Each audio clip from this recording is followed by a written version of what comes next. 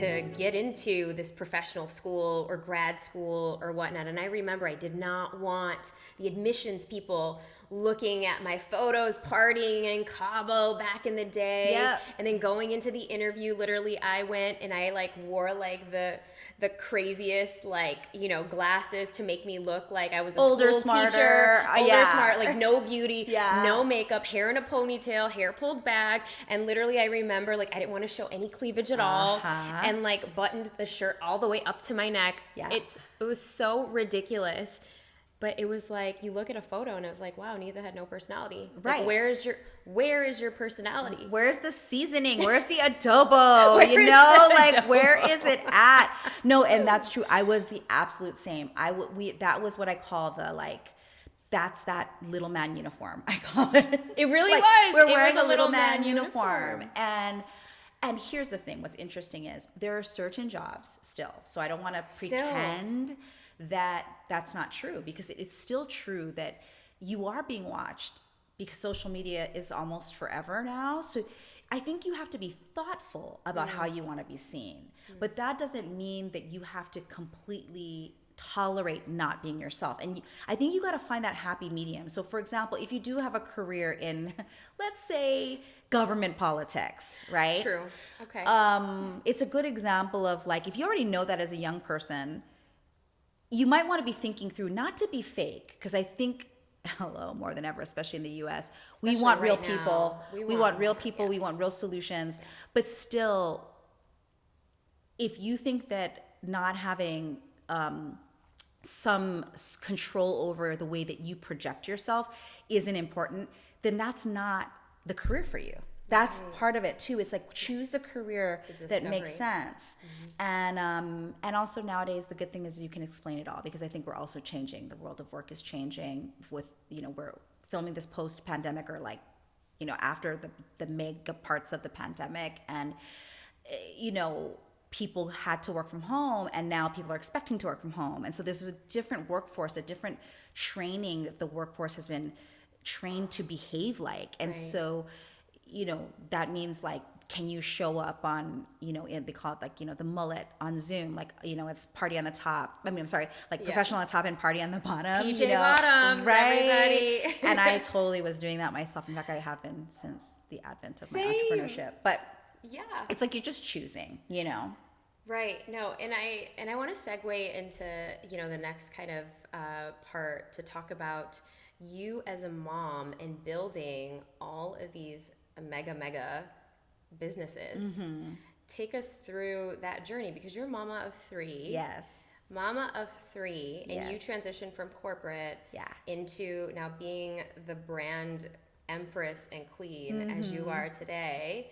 So take us through how all of that journey began. Well, it's a long winding yarn, so I'll pull it a little and then we'll see what unravels. But, you know, in the corporate world, I tell people this all the time. I don't have this sexy jump off the cliff entrepreneurship story. In fact, as a young person, Neitha, I'm sure you understand this because you became a dentist. And by the way, also as an Asian girl, it was like, you know, doctor, nurse, nurse, lawyer, yeah. you know, maybe government even, like, you know, work for the state or work for the feds. Because, Stable. Yes, stable, like no risk, right?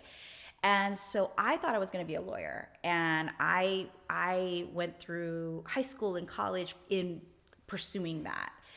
And You would have been a great lawyer. well, I think so too. So that's why I'm like, I think it would have been okay if I was, because I think I would have changed things over there too. But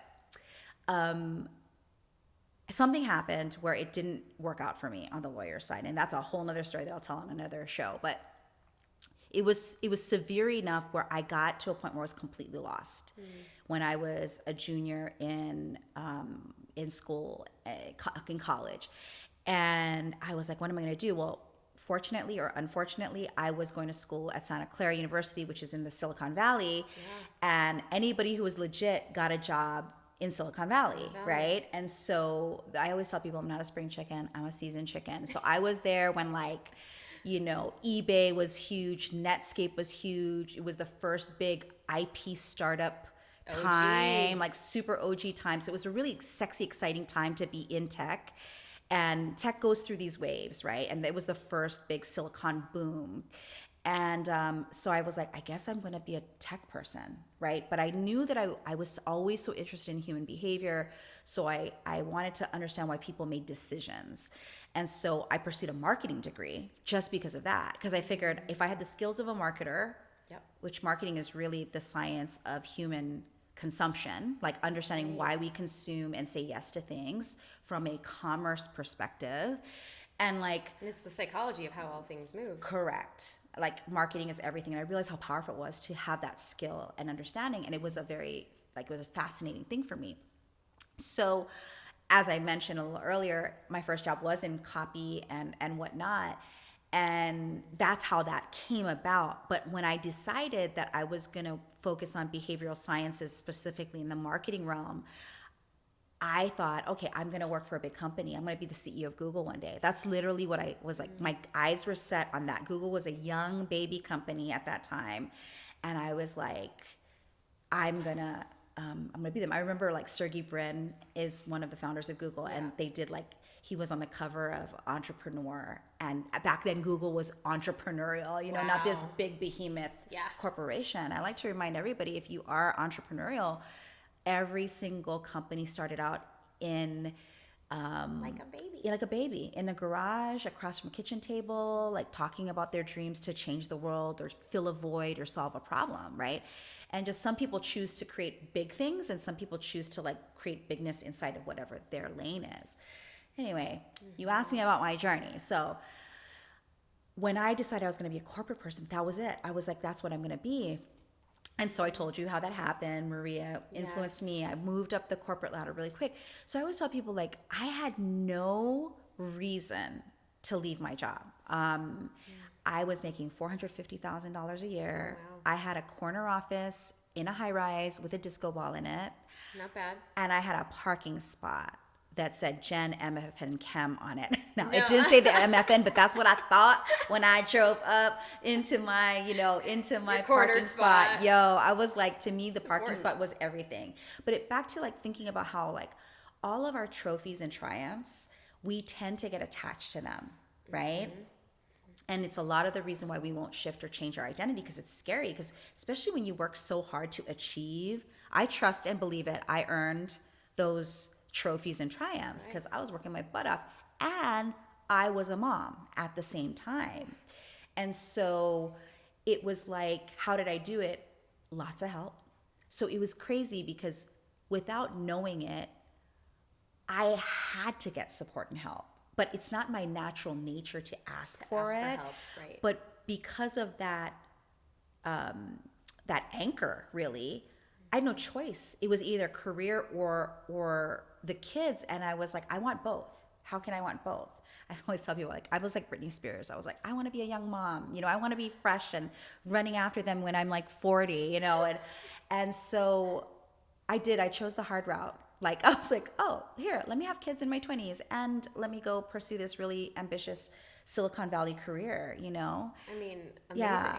Yeah. So how did it work is like literally, thank God I'm Filipino. I can say this because I had my hui around me. Hui means like collective in Hawaiian. And this was in Hawaii. In Hawaii, yeah. And so I had family. And without that, I don't know if I could have the life I have today. So I just want to honor that because, to really trust our family members. Totally. To help bring kids to school, to like make sure I could, make it to the after school things, like the art stuff and the sports stuff. Because both of my daughters really liked both of those things.